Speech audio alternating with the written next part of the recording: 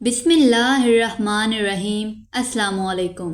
ایک چھوٹے سے گاؤں کے کنارے واقع ایک پہاڑی پر ایک درویش رہتا تھا جس کی حکمت اور علم دور دور تک مشہور تھا۔ اس درویش کا نام بابا حسن تھا اور وہ ہر شخص کے سوالات اور مسائل کا جواب اپنے خاص طریقے سے دیتا تھا۔ لوگ روزانہ اس کے پاس آتے، اپنے سوالات اور مسائل پیش کرتے اور بابا حسن کی باتوں سے زندگی کا نیا سبق سیکھتے۔ ایک دن گاؤں کا ایک نوجوان جس کا نام اشرف تھا بابا حسن کے پاس آیا۔ اشرف گاؤں میں جوانی کی دہلیز پر قدم رکھ چکا تھا اور اپنی عقل و دانش پر نازاں تھا۔ وہ گاؤں کے لوگوں سے ہمیشہ یہی کہتا تھا کہ انسان اس دنیا میں سب سے افضل مخلوق ہے۔ جانور انسان کے قدموں میں ہیں، خاص طور پر کتے جیسے جانور۔ اس کی سوچ میں جانور کے لیے حقارت تھی اور وہ یہ سمجھتا تھا کہ انسان کی برتری فطرتی ہے۔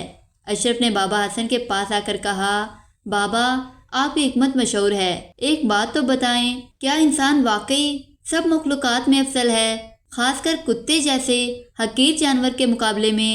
بابا حسن مسکرایا اور کہا، اشرف بیٹا، اس سوال کا جواب دینا اتنا آسان نہیں جتنا تم سمجھتے ہو، تمہیں خود اس کا جواب تلاش کرنا ہوگا۔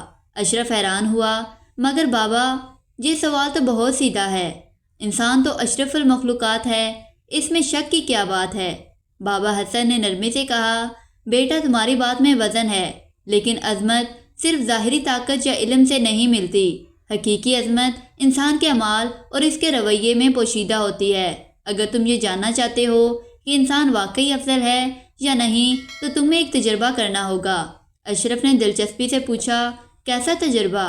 بابا حسن نے کہا، تمہیں ایک کتا اپنے ساتھ لے جانا ہوگا اور 3 دن کے لیے جنگل میں رہنا ہوگا۔ تمہیں کوئی مدد نہیں ملے گی اور تمہارے پاس صرف تھوڑی سی خوراک اور پانی ہوگا۔ جو کچھ بھی تم دیکھو گے اور سیکھو گے، اس کے بعد واپس آ کر بتانا کہ تمہیں انسان اور کتے میں کیا فرق نظر آیا۔ اشرف نے سوچا کہ یہ تو ایک عام سا کام ہے اور اس نے فوراً رضامندی ظاہر کی۔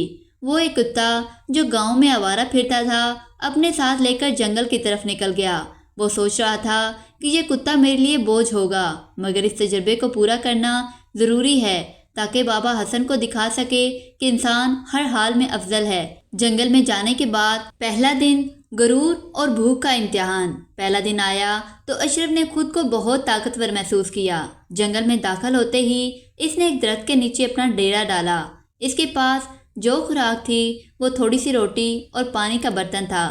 جیسے ہی دن ڈھلا اشرف کو بھوک لگنے لگی۔ اس نے اپنی روٹی نکالی اور کھانے لگا۔ کتا خاموشی سے اس کے پاس بیٹھا اسے دیکھ رہا تھا۔ اشرف نے اس کی طرف غصے سے دیکھا اور کہا، یہ روٹی میری ہے، تمہیں اس میں سے کچھ نہیں ملے گا۔ کتے نے کوئی رد عمل نہیں دکھایا، وہ بس اشرف کو دیکھتا رہا اور اپنی جگہ پر خاموش بیٹھا رہا۔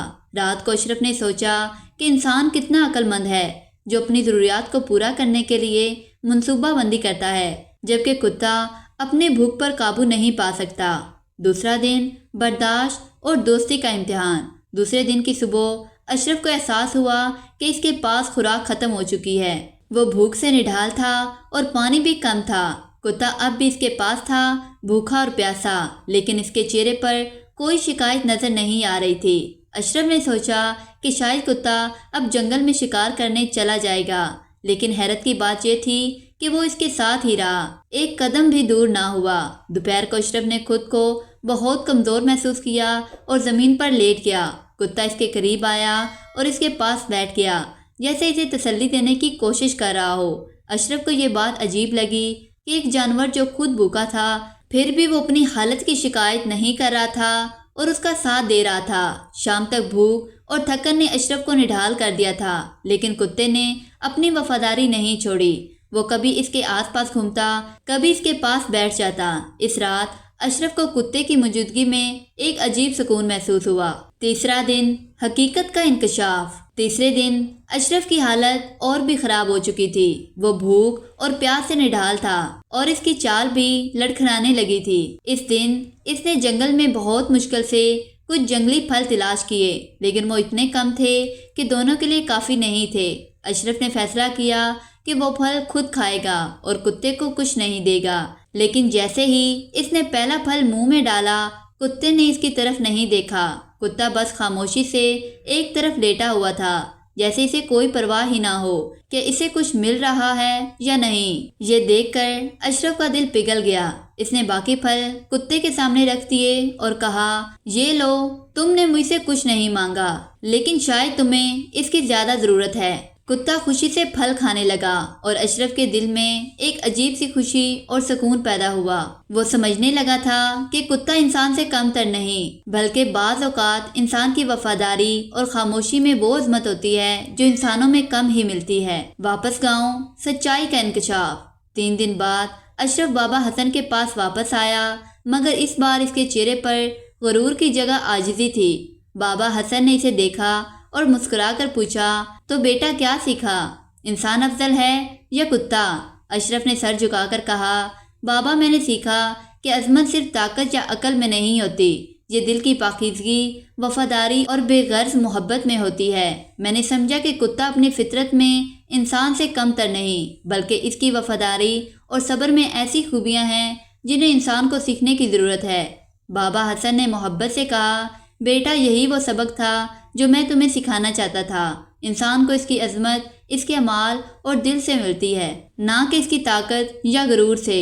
اشرف نے آہستہ سے کہا، ہاں بابا، میں سمجھ گیا ہوں۔ انسان افضل تب ہوتا ہے جب وہ اپنے دل میں رحم، محبت اور ہمدردی رکھتا ہے۔ یہ کہانی ہمیں سکھاتی ہے کہ انسان اور جانوروں کے درمیان برتری کا فیصلہ صرف طاقت یا علم سے نہیں کیا جا سکتا۔ انسان کو اپنی فضیلت اپنے اعمال، ہمدردی اور محبت کے ذریعے ثابت کرنی ہوتی ہے۔ کتے جیسے جانور جو وفاداری اور بے غرض محبت کی مثال ہوتے ہیں، ہمیں یاد دلاتے ہیں کہ حقیقی عظمت دل کی پاکیزگی اور بے غرض محبت میں ہے۔ اگر آپ کو آج کی ویڈیو اچھی لگی ہو تو ویڈیو کو لائک کر دیں اور چینل کو سبسکرائب کر دیں۔ ملتے ہیں کسی اور واقعے میں، تب تک کے لیے اللہ حافظ۔